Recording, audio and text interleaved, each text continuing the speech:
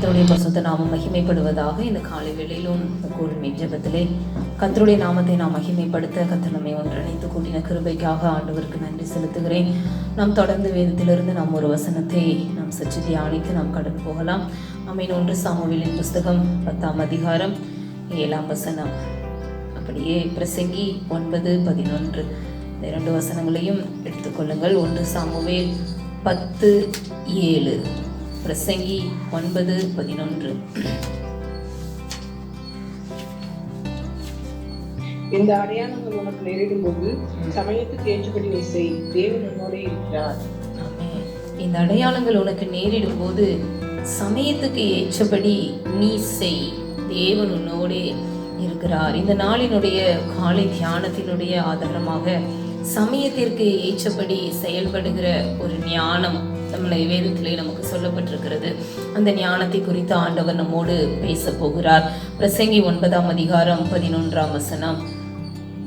நான் திரும்பி கொண்டு சூரியனுக்கு கீழே கண்டதாவது, ஓடுகிறதற்கு வேகம் உள்ளவர்களின் வேகமும், சௌரியவான்களின் சௌரியமும் போதாது, பிழைப்புக்கு ஞானம் உள்ளவர்களின் ஞானமும் போதாது, ஐஸ்வர்யம் அடைகிறதற்கு புத்திமான்களின் புத்தியும் போதாது, தயவு அடைகிறதற்கு வித்துவான்களின் அறிவும் போதாது, அவைகள் எல்லாருக்கும் சமயமும் தேவ செயலும் நேரிட வேண்டும். ஆமென். இதில் நாம் வாசிக்கிறோம், நம்ம இந்த நாளில் நம்ம சவுலை ஆதாரமாக கொண்டு 1 சாமுவேல் 10ஆம் அதிகாரத்தை நாம் ஆதாரமாய் கொண்டு தான் நாம் தியானிக்க போகிறோம். ஆனால் இந்த பிரசங்கி புஸ்தகத்திலே சாலமோன் ஞானி, எல்லாம் அறிந்த ஞானி, அவர் சொல்லுகிறார், ஆமென், எல்லாம் இருக்கலாம். ஆமென். ஓடுகிறவர்களுக்கு வேகம் இருக்கும், யுத்தம் பண்ணுகிறவர்களுக்கு ஒரு சௌரியம் இருக்கும், பிழைப்புக்கு ஞானம் இருக்கும், எல்லாமே இருக்கும். ஐஸ்வர்யம் அடைகிறதற்கு ஐஸ்வர்யவான்களுக்கு புத்தி இருக்கும், தயவு அடைவதற்கு அறிவு. இது மட்டும் போதாது, உனக்குன்னு ஒரு சமயம் நேரிட வேண்டும், அதிலே தேவ செயலும் இருக்க வேண்டும். சமயமும் தேவ செயலும் நேரிட்டாதான் நம்ம கையில என்னதான் குவாலிஃபிகேஷன் இருந்தாலும், ஞானம் உள்ளவர்களா இருந்தாலும், அறிவுள்ளவர்களா இருந்தாலும், வேகமாய் செயல்படுகிறவர்களாய் நாம் இருந்தாலும், காரியம் கைகூடி வருவதற்கு நமக்கு என்று ஒரு சமயம் வெளிப்பட வேண்டும். எனவே ஒவ்வொரு சமயத்திற்கு ஏற்றபடி நாம் செயல்பட வேண்டும். அநேக நேர் எனக்குன்னு ஒரு சமயம் வரட்டும் என்று சொல்லி நாம் அமைதியாய் உட்கார்ந்திருப்பது அல்ல.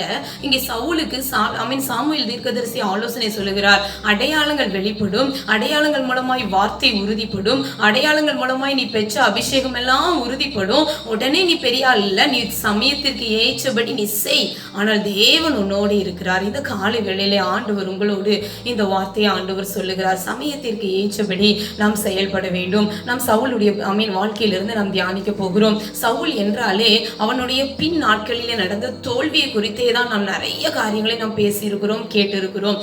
எந்த ஒரு வேத பக்தர்களோ, பரிசுத்தவான்களோ, ராஜாக்களோ, ஊழியர்களோ நம் தோல்வியின் பக்கத்தை நாம் அதிகமாய் தியானிக்கும் போது அவங்க மேல நமக்கு அந்த இமேஜ் தான் வரும். இப்ப சவுல் அப்படி நம்ம எடுத்த உடனே நம்ம என்ன யோசிப்போம்? கீழ்ப்படியல, கிருபை அவனை விட்டு விலகிருச்சு, ராஜ்யபாரம் பிடுங்கப்பட்டது, தாவீதுக்கு அது கொடுக்கப்பட்டது, இவ்வளவுதான் நமக்கு தெரியும். ஆனால் இந்த சவுலினுடைய ஆரம்ப நாட்களிலே கர்த்தர் அவனை அழைத்த விதம், தெரிந்து கொண்ட விதம், அவனுடைய வாழ்க்கையில் இருந்த ஒரு நல்ல சுவாபங்களை நாம் கற்றுக்கொள்ள வேண்டும். இந்த சவுலுக்கு அந்த ஞானம் நன்றாக இருந்தது.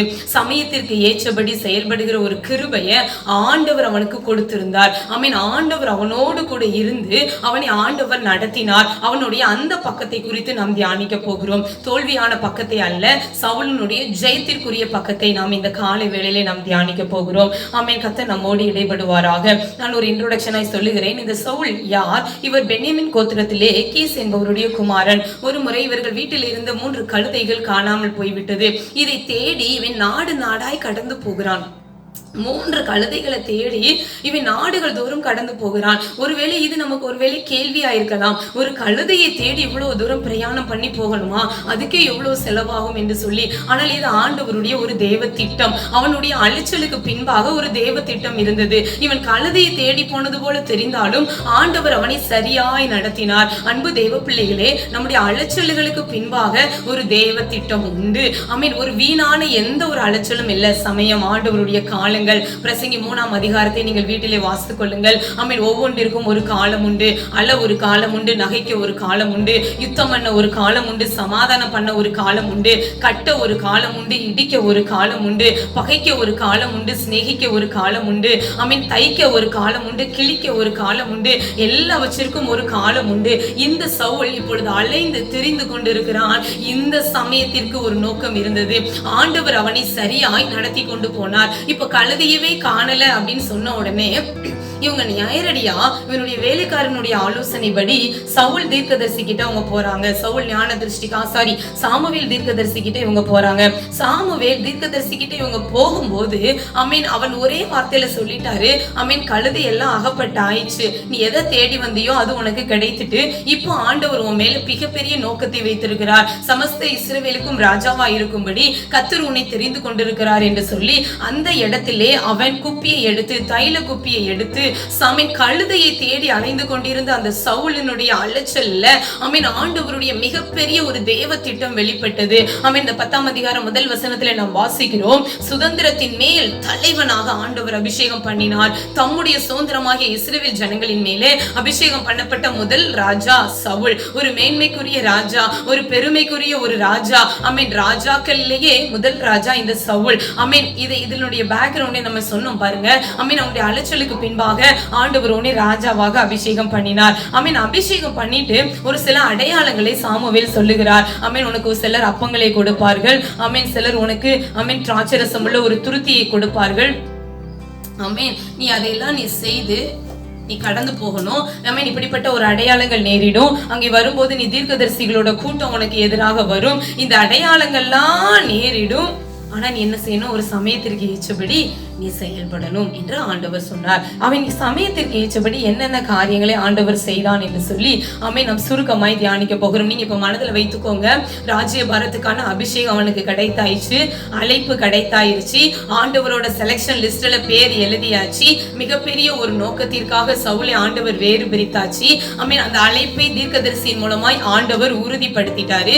ஆனா அவன் கடந்து வரும்போது ஒரு வார்த்தை சொல்லுகிறார், சமயத்திற்கு ஏற்றபடி செய். இந்த காலை வேளையில எல்லாம் அபிஷேகப்பட்டிருந்தாலும், கர்த்தர் நமக்கு ஞானம், கிருபைகள், பலன், ஆசீர்வாதங்கள், அபிஷேகம் எல்லாம் கொடுத்திருந்தாலும் சில காரியங்களிலே ஆண்டவர் சமயத்திற்கு ஏற்றபடி செய்ய வேண்டிய ஒரு சில ஆலோசனைகளை ஆண்டவர் கொடுப்பார். ஆமென். அந்த 10ஆம் அதிகாரத்திலே 16ஆம் வசனத்தை நாம் வாசிப்போம். 10ஆம் அதிகாரம் 16.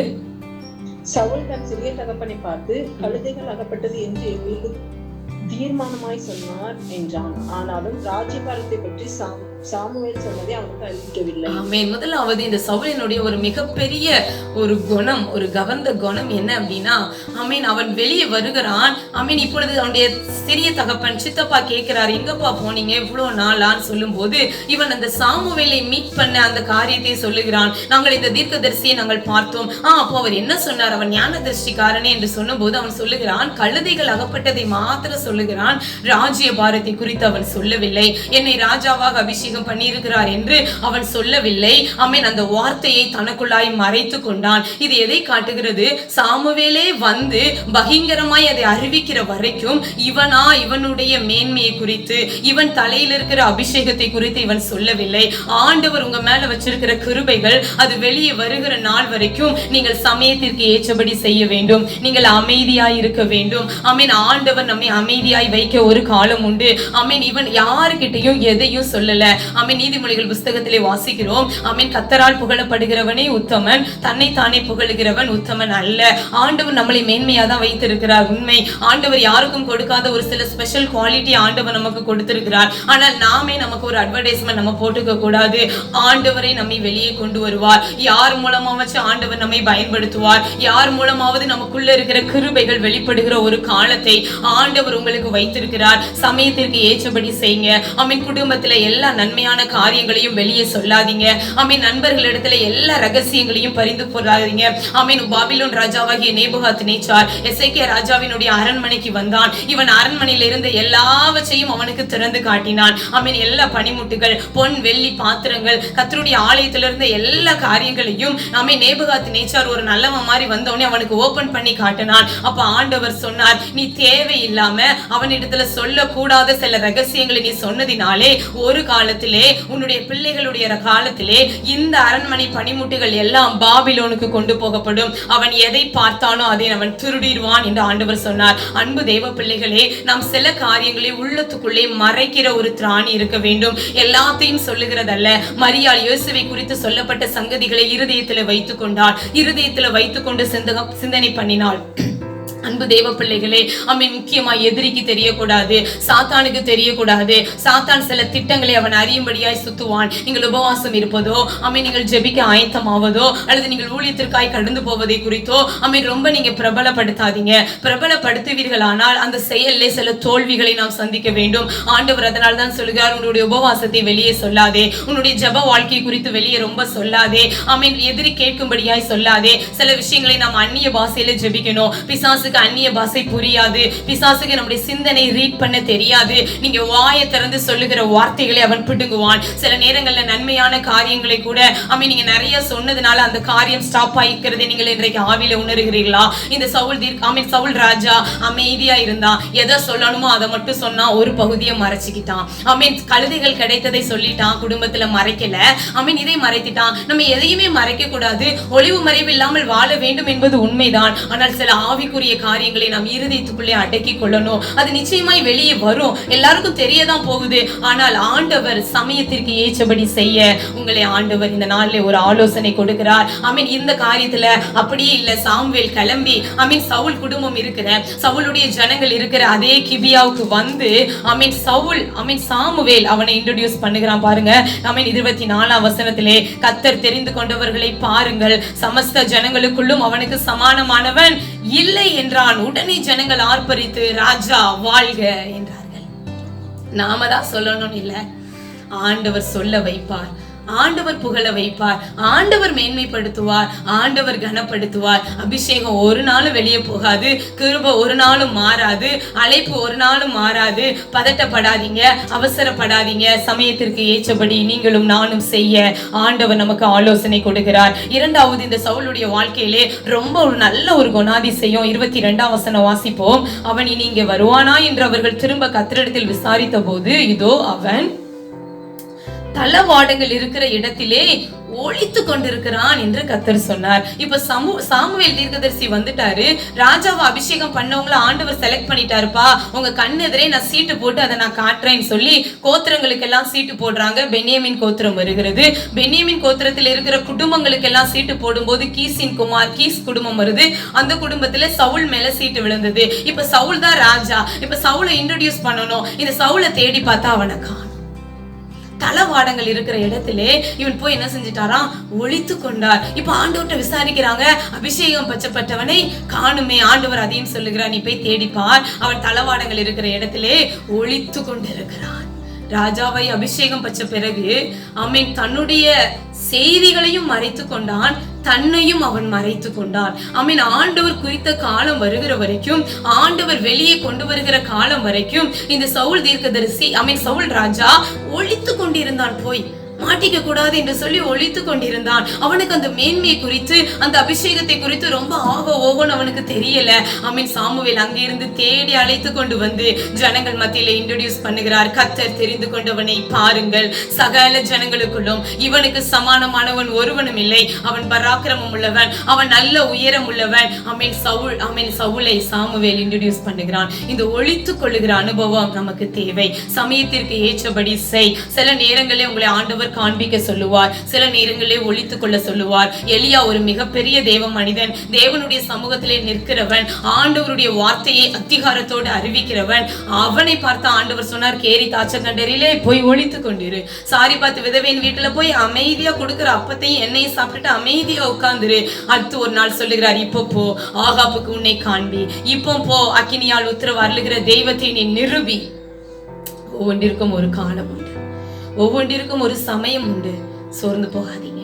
ஒளித்துக் கொண்டிருக்க ஒரு காலம் உண்டு என்றால் வெளியே வருவதற்கு ஒரு காலம் உண்டு. சங்கீதம் 27:5 வாசிக்கிறோம், தீங்கு நாளில் அவர் என்னை தமது கூடாரத்திலே மறைத்து, என்னை கூடார மறைவிலே ஒளித்து வைத்து, என்னை கண்மலையின் மேல் உயர்த்துவார்.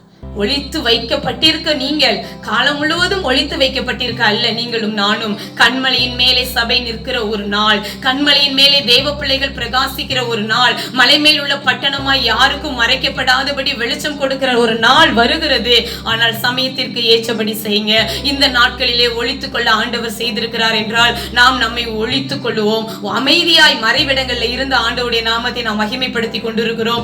ஆண்டவர் தம்முடைய கூடார மறைவிலே நம்மை மறைத்து வைத்திருக்கிறார். ஒரு நாள் அவர் கண்மலையின் மேலே ஆண்டவர் நம்மை உயர்த்துவார். ஒளித்துக் கொள்ளுங்க, சில காலங்களை மறைத்துக் கொள்ளுங்க. ஆண்டவர் உங்களுக்கு சொல்லுகிற நாள் வரைக்கும் நாம் மறைந்திருப்போம், அமைதியாயிருப்போம். கர்த்தர் சபையை மலை மேல் உள்ள பட்டணமாய் உயர்த்துவார். தேவ பிள்ளைகளை ஆண்டவர் வெளியே கொண்டு வருகிற ஒரு நாள் சீக்கிரமாய் வரும். ஆனாலும் அதற்கு முன்பாக நாம் அவசரப்படக்கூடாது. காலத்திற்கு முன்பாக எதையும் நாம் செய்யக்கூடாது. சமயத்திற்கு ஏற்றபடி செய், கர்த்தர் உன்னோடே இருக்கிறார். ஆமென். மூன்றாவது, இந்த சவுலுடைய வாழ்க்கையில் நாம் கற்றுக்கொள்ளப்பட வேண்டிய ஒரு முக்கியமான ஒரு காரியம், அதே 10ஆம் அதிகாரம் 27ஆம் வசனம். ஆனாலும் பேலியாளின் மக்கள் இவனா நம்மை ரட்சிக்க போகிறவன் என்று சொல்லி அவனுக்கு காணிக்கை கொண்டு வராமல் அவனை அசட்டை பண்ணினார்கள். அவனோ காது கேளாதவன் போல இருந்தான். மூன்றாவது, ராஜாவாய் அபிஷேகப்பட்ட பிறகு, ஆமீன், உயர்த்தப்பட்ட பிறகு இப்ப இன்ட்ரோடியூஸும் பண்ணிட்டாங்க, வெளியே கொண்டு வந்து அவனை சொல்லவும் சொல்லிட்டாங்க, அனாயிட்டிங் பண்ணியாச்சு, எல்லாருக்கும் சொல்லியாச்சு, இவன் தான் அடுத்த ராஜா, இவன் தான் உங்களை நடத்த போறான்னு. ஆனா ஒரு குரூப் ஆஃப் பீப்புள், பேலியாளி மக்கள், பாவியான மக்கள், துன்மார்க்க மக்கள் என்ன சொல்றாங்க, இவனா நம்மை ரட்சிக்க போகிறவன் என்று சொல்லி அவனுக்கு காணிக்கை கொண்டு வராமல் அவனை அசட்டை பண்ணினார்கள். இவனோ காது கேளாதவன் போல இருந்தான். இந்த ஒரு செயல் நம்ம வாழ்க்கையில, தேவ பிள்ளைகள் வாழ்க்கையில இருக்கணும். சில விஷயங்களுக்கு நம்ம காது என்ன செய்யக்கூடாது, கேட்க கூடாது, அடைத்து கொள்ள வேண்டும். சில வார்த்தைகளுக்கு, சில அசட்டையான சில பேச்சுகளுக்கு உங்களுடைய காதுகளை நீங்கள் அடைத்து கொள்ள வேண்டும். அப்பதான் உங்க அபிஷேகம் காக்கப்படும். அப்பதான் ஆண்டவர் உங்க மேல வைத்த கிருபைகள் காக்கப்படும். இவன் பாருங்க, காது கேளாதவன் போல் இருந்தான். ஆலோசனை சரியாய் செயல்படுத்துகிறானா, சமயத்திற்கு ஏற்றபடி செய், தேவன் உன்னோடே இருக்கிறார். ஆமென். எல்லாமே சாதகமா இருக்கும் என்று சொல்வதற்கு அல்ல.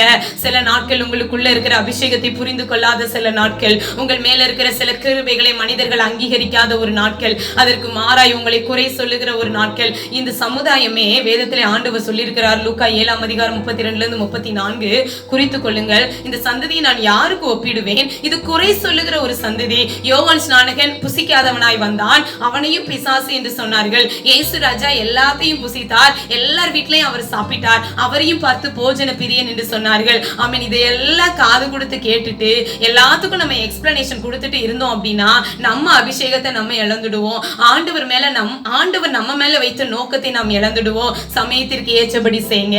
சில சூழ்நிலைகள்ல காது கேளாதவர் போல கேட்கும், ஆனா என்ன செய்யக்கூடாது, கேட்கிற மாதிரி காட்டிக்க கூடாது, கேளாதவர்கள் போல இருக்கணும். எல்லாருடைய நாவுகளையும் அடைப்பதை விட ரொம்ப எளிதான வேலை நமக்கு ஆண்டவர் கொடுத்திருக்கிற இந்த 2 காதுகளையும் நீங்கள் அடைத்துக் கொள்ளுங்கள். அப்பதான் உங்களால முன்னேற முடியும். நான் ஒரு கதை வாசிச்சேன். ஒரு அப்பாவும் ஒரு பையனும் ஒரு கழுதையை கூட்டிட்டு அவங்க நடந்து போயிட்டு இருந்தாங்க. கழுதையை நடத்திட்டு போனாங்க, இவங்க பக்கத்துல நடந்து போனாங்க.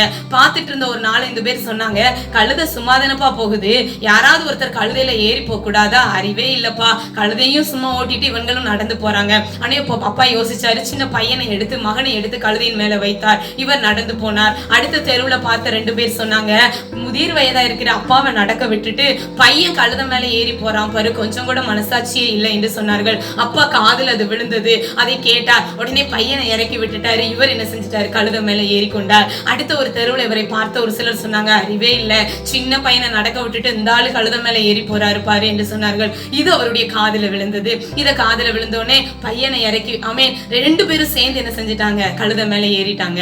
பையனை ஏறினாலும் தப்பு, நம்ம மட்டும் ஏறினாலும் தப்பு, 2 பேரும் சேர்ந்து என்ன செஞ்சுக்கலாம், ஏறி கழுதை மேல போலானோனே அடுத்து பார்த்த ஒரு சிலர் சொன்னார்கள், கொஞ்சம் கூட மனசாட்சி இல்லாதவங்க, வாயிலா ஜீவனை இப்படியா கொடுமைப்படுத்துவது, 2 பேரும் ஏறி போனாங்கன்னா அந்த கழுதை எங்க தாங்கும் என்று சொன்னார்கள். அன்பு தேவ பிள்ளைகளே, என்ன செய்தாலும் சில குறைகளை சில நபர்கள் நமக்கு சொல்லுவார்கள். எல்லாத்தையும் கேட்டுட்டு மாத்தி செய்தீங்கன்னா, மாத்தி மனிதர்களுக்காக நாம் செய்து கொண்டு இருக்க வேண்டும் தான். இது ஒரு சிலருக்கு சரியாய் தெரியும், இது மறு சிலருக்கு சரியா தப்பா தெரியும். இப்படி நம்மளால வாழ முடியாது. ஆமென். சமயத்திற்கு ஏற்றபடி செய்கிற ஒரு ஞானத்தை ஆண்டவர் உங்களுக்கும் எனக்கும் இந்த காலை வெளியில தருவாராக. காதுகளை அடைத்துக் கொள்ளுங்க.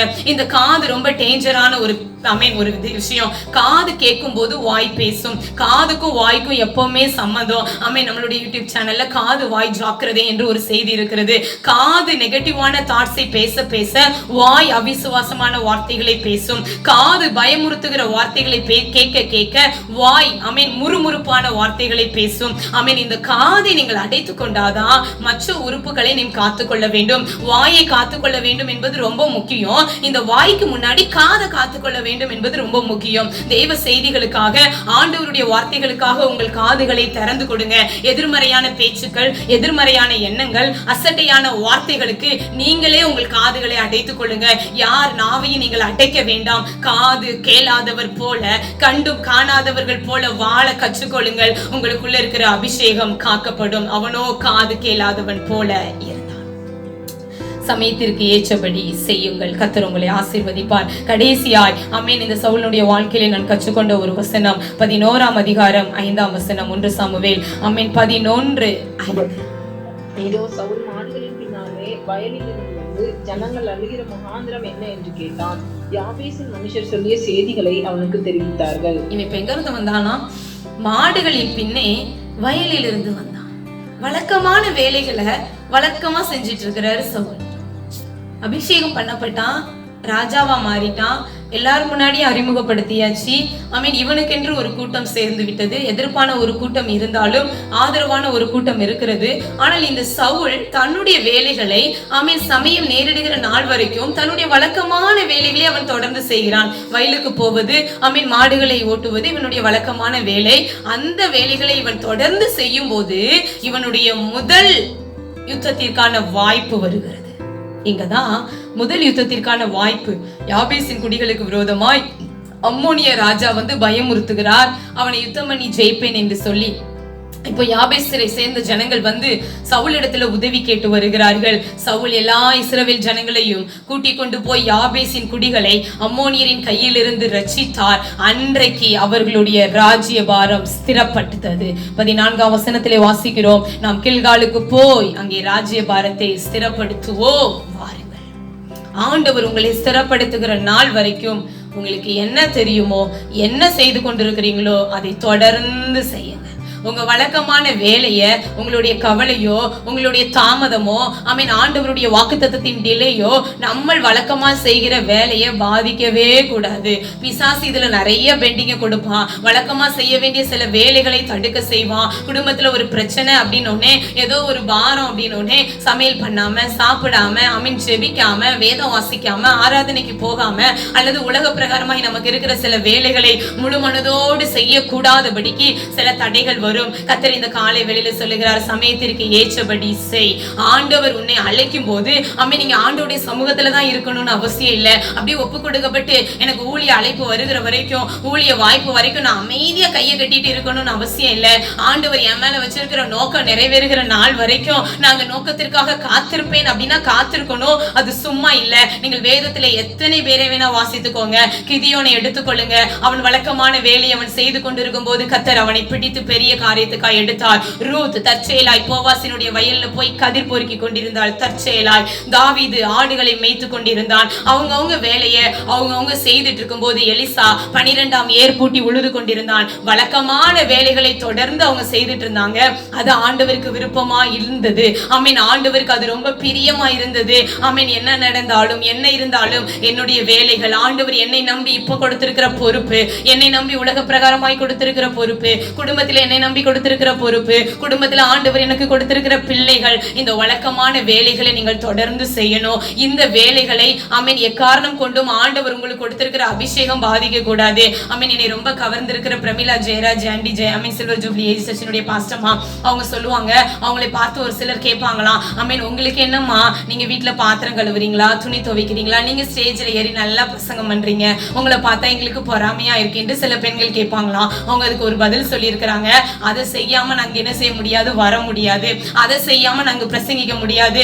அதை நான் கண்டிப்பாய் செய்ய வேண்டும். அதற்கென்று அதையே செய்து கொண்டும் என்ன செய்யக்கூடாது, இருக்கக்கூடாது என்று அவர்கள் சொல்லுவார்கள். ஆமென். அதையும் செய்ய வேண்டும், ஆனால் காலம் முழுவதும் டைம் முழுவதும் அதே வேலையிலே நான் முடங்கிக் கொள்ளக்கூடாது. என்னுடைய நேரங்களை நான் ஷேர் பண்ண நான் கற்றுக்கொண்டிருக்கிறேன் என்று அவர்கள் சொல்லுகிறார்கள். மிகப்பெரிய சபையினுடைய போதகர் அம்மா, அன்பு தேவ பிள்ளைகளே, நம்மளுடைய வழக்கமான வேலைகளை நாம் செய்யும் போது அபிஷேகம் ஒரு நாளும் மட்டுப்படாது. தேவ பிரசன்னம் ஒரு நாளும் ஆமென் குறையாது. தேவனுடைய திட்டம் ஒரு நாளும் குறையாது. எல்லாம் ஆண்டவர் சரியாய் சமயத்திற்கு ஏற்றபடி ஆண்டவர் உங்களுக்கு நடத்துவார். ஆமேன். திரும்ப ஒரு விஷயம் நான் சொல்லி முடிக்கிறேன். ஆமேன். எல்லாம் நம்ம கையில இருந்தாலும் நமக்குன்னு ஒரு சமயம் வேணும். எல்லாம் எனக்கு இருக்குது, ஞானம் இருக்குது, அபிஷேகம் இருக்குது, கிருபா இருக்குது, அழைப்பு இருக்கிறது, நல்லா தெரியுது. ஆண்டவர் என் மேல கொடுத்திருக்கிற அபிஷேகத்தின் மேன்மை நல்லா தெரியுது. ஆனா ஒரு காரியமும் எனக்கு கைகூடி வரலையா? கந்த ஆலோசனை பிடிச்சுக்கோங்க. நீ சமயத்திற்கு ஏற்றபடி செய், கர்த்தர் உன்னோடே இருக்கிறார். வெளியரங்கமா எல்லாவற்றையும் சொல்லாதீங்க. சில காரியங்களை உள்ளே மறைத்து கொள்ளுங்க. மற்ற நபர்கள் வந்து சொல்லி தெரிந்து கொள்ளுகிற ஒரு நாட்களை ஆண்டவர் உங்கள் குடும்பத்தின் நடுவில் உங்கள் தலையை உயர்த்துகிற சில நாட்களை ஆண்டவர் உங்களுக்கு தருவார். உங்களை நீங்கள் ஒழித்து கொண்டிருக்கிற சில காலம் உண்டு. யாருக்கும் காண்பிக்காதபடி நாம் மறைவிடங்களிலே மறைந்திருக்கிற சில காலங்கள், வேலைக்குள்ளாய் பாதுகாக்கப்படுகிற சில காலங்கள், வெளியே புறப்படக்கூடாதபடிக்கு அடைக்கப்பட்டிருக்கிற சில காலங்கள் உண்டு. ஏற்றுக்கொள்ளுங்க. சமயத்திற்கு ஏற்றபடி அந்த நேரத்தில் என்னால என்ன செய்ய முடியும் என்று யோசித்து செயல்படுங்க. கர்த்தர் உங்களோட இருக்கிறார். ஆமேன். ஸ்திரப்படும் மட்டும் கர்த்தர் உங்களை ஆமேன் பிரகாசிக்க பண்ணும் மட்டும் சில வார்த்தைகளுக்கு காது கேளாதவர் போல் இருங்க. அசட்டையான, எரிச்சலான, மனமடி உண்டாக்குகிற, குழப்பத்தை உண்டாக்குகிற, அழைப்பை சந்தேகப்பட வைக்கிற, அபிஷேகத்தை சந்தேகப்பட வைக்கிற சில வார்த்தைகளுக்கு காது கேளாதவர் போல இருங்க. இவனா நம்மை ரட்சிக்க போகிறான், இவனா ராஜா, இவனா அபிஷேகப்பட்டவன் என்று பேசுறதுக்கெல்லாம் பதில் சொல்லிட்டு இருந்தா சவுல் அபிஷேகத்தை இழந்திருப்பான். காது கேளாதவர்கள் போல, காதை அடைத்தவர்கள் போல நம்ம சில பாதைகளில் இருக்க வேண்டியது அவசியமான ஒரு காலகட்டம். நான்காவது, உங்கள் வழக்கமான வேலைகளை நீங்க தொடர்ந்து செய்யுங்க. அழைப்பு ஒரு பக்கம் இருக்கட்டும், உள்ள ஒரு பக்கம் அது கொழுந்து விட்டு எரிந்து கொண்டே இருக்கட்டும். என்னைக்கானாலும் அது நிறைவேறும். என்னைக்கானாலும் அந்த நோக்கத்துக்கு நேராய் நடத்துவேன். அது வரைக்கும் நான் சும்மா இருக்க மாட்டேன். அது வரைக்கும் நான் சோம்பேறியா இருக்க மாட்டேன். என் கைக்கு நேரிடுகிறது எதுவோ அதை உங்கள் முழு பலத்தோடு செய்யுங்க.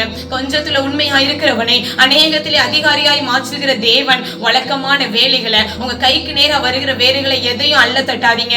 எல்லாவற்றையும் மனப்பூர்வமா ஏற்றுக்கொண்டு செய்ய ஆரம்பிங்க. கர்த்தர் உங்களை ஸ்திரப்படுத்துகிற ஒரு நாள், ராஜ்ய பாரத்தை ஸ்திரப்படுத்துகிற ஒரு நாள், உங்களை வெளியே கொண்டு வருகிற ஒரு நாள், உங்களுடைய பலத்தை சத்துரு புரிந்து கொள்ளுகிற ஒரு நாள், உங்கள் கூட இருக்கிற ஜனங்களே உங்களை அங்கீகரிக்கிற ஒரு நாள், உங்களை ஏற்றுக்கொள்ளுகிற ஒரு நாள் நிச்சயமாய் வரும். இந்த காலை வேளையில கேட்கிற அன்பு தேவ பிள்ளைகளே, காலங்கள் மாறும். இயேசு மாறாதவர், அழைப்பு மாறாது. சில நேரங்களில் காலங்கள் சாதகமா இல்லை என்று சொல்லி சோர்ந்து போகாதீங்க. அந்த காலங்களோடு பயணிக்க கற்றுக்கொள்ளுங்க. காலத்திற்கு ஏற்றபடி பயணிக்க கற்றுக்கொள்ளுங்க. காலங்களுக்கு ஏற்றபடி நம்முடைய வாழ்க்கையை பயணிக்க கற்றுக்கொண்டால்தான் நம்முடைய வாழ்க்கை மகிழ்ச்சியா இருக்கும், நம்முடைய வாழ்க்கை சமாதானமா இருக்கும். ஆமென். நான் ஒரு விஷயம் சொல்லி முடிக்கிறேன். சமயத்திற்கு ஏற்றபடி செய்யுங்க. கர்த்தர் உங்களோட இருக்கிறார். சவுலினுடைய ஆமென் தோல்வியான பக்கங்களை நான் பேசல, ஜெயிச்ச பக்கத்தை பேசி இருக்கிறேன். நீங்களும் நானும் இந்த சவுலினுடைய வாழ்க்கையில இருக்கிற ஆமென் நல்ல ஆமென் இந்த பாதைகளை நாம் தெரிந்து கொண்டு தொடர்ந்து நாம் ஜெயமாய் முன்னேறுவோம். கர்த்தர் நம்மோடு கூட இருப்பாராக. அப்படியே நாம் தொடர்ந்து நாம் ஜெபிப்போம். கர்த்தர் நம்மை ஆசீர்வதிப்பாராக.